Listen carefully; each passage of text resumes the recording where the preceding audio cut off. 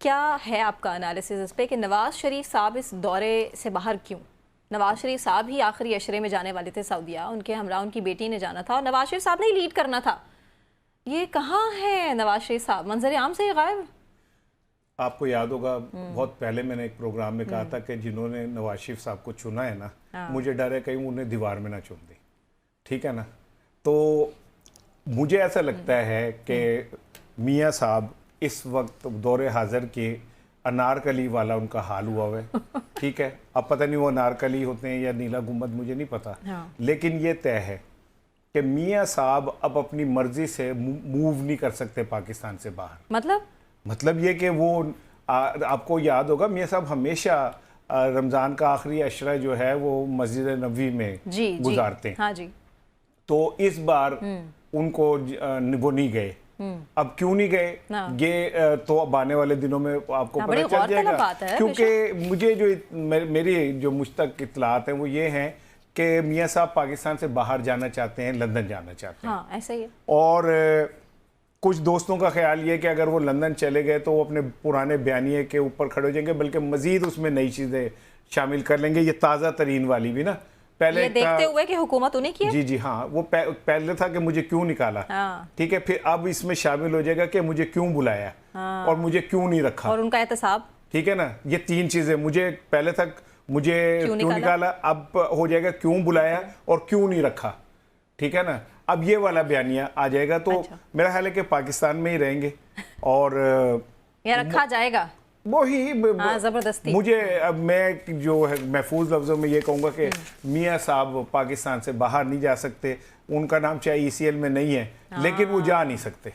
बड़ी बात कर दी आपने, गहरी बात। और इसके पीछे तो इख्तलाफात की भी जो खबरें आ रही हैं, जो अब रूमर्स तो नहीं हम कह सकते, ज़ाहिर है शाहिद खान साहब की भी जो स्टेटमेंट है, और इससे पहले हम नून लीग की जानिब से जब मियाँ जावेद लतीफ़ की स्टेटमेंट्स उठा के देख लें, राना साहब की स्टेटमेंट्स उठा के देख लें, किस तरह से उन्होंने कहा कि अपनों ने ही दगा दिया है नवाज शरीफ साहब को।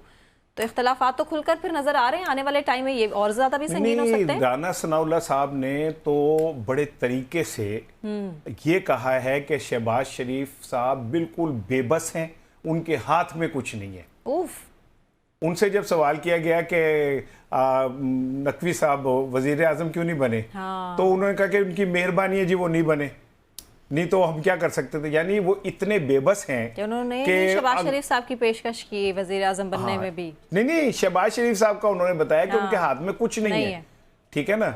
और अब मैं आपको बताऊं कि ईद के बाद एंटी एस्टेब्लिशमेंट बयानिया मुस्लिम लीग नून से शुरू होने जा रहा है, जो दबे दबे लफ्जों में आगाज हो गया है। उसमें आपको जावेद लतीफ़ मिलेंगे, राना सनाउल्लाह मिलेंगे, गुजरांवाला से दस्तगीर साहब मिलेंगे।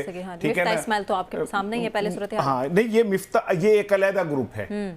मिफ्ता साहब का और वो साबिक गवर्नर जो हैं जुबैर साहब, ये लोग अलहदा हैं। ये वो लोग हैं जो इन दोनों ग्रुप्स की लड़ाई को एक्सपोज करेंगे। जी। ये जो पहला ग्रुप है ये एंटी एस्टेब्लिशमेंट नैरेटिव लेके और इनडायरेक्टली शहबाज शरीफ साहब के ऊपर चढ़ाई करेगा।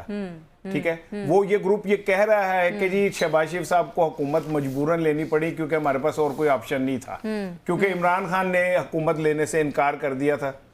ठीक है, अभी बल्कि वो पिछले 3-4 दिन पहले भी एक जुबैर साहब ने किसी ने कहा कि ये PTI को हुकूमत लेनी चाहिए थी और उनको हुकूमत बनानी चाहिए थी। लेकिन मेरा सवाल ये है कि वो कैसे बना सकते थे जब आप उन्हें आज तक तो तस्लीम कर नहीं रहे। आज तक आप पार्लियामेंट में उन्हें तस्लीम नहीं कर रहे, उनको आज़ाद हैसियत से आपने रखा हुआ है, इलेक्शन कमीशन उन्हें नहीं मान रहा, तो ये कैसे हुकूमत वो बनाते। आपने खुद सियासी रास्ते खोटे कर लिए। और अब इस वक्त मियां नवाज शरीफ और शहबाज शरीफ और मरियम साहिबा एक बंद गली के अंदर पहुंच गए, जो आगे से बंद है और अंधेरी भी है। ठीक है, अब इनके पास ना परफॉर्मेंस है, ना इनके पास अब माजी का कोई लेगेसी है, ना इनके पास अब कोई झूठ बेचने का, ख्वाब बेचने का कोई और धंधा है। अवाम में एक्सपोज हो चुके हैं, लिहाजा अब ये इस एक बंद गली में जहां से फ्रस्ट्रेशन शुरू होगी, और वो मियाँ साहब की फ्रस्ट्रेशन शुरू हो चुकी है नवाज शरीफ साहब की। वो अब आने वाले कुछ दिनों में ईद के बाद आप देखिएगा कि वो बोलते नजर आएंगे दबे दबे लफ्जों में। और जो बाकी लोग हैं जैसे जावेद लतीफ़ है, राना सनाउल्लाह है, गुलाम दस्तगीर, वो उनके साहबजादे दस्तगीर साहब के नाम वो ये सारे बोलते नजर आएंगे आपको।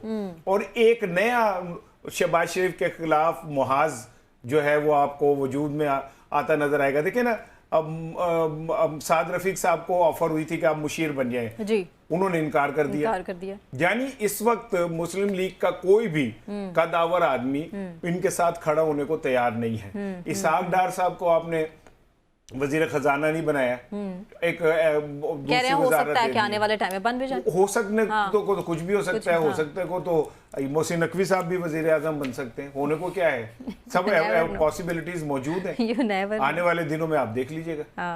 अच्छा।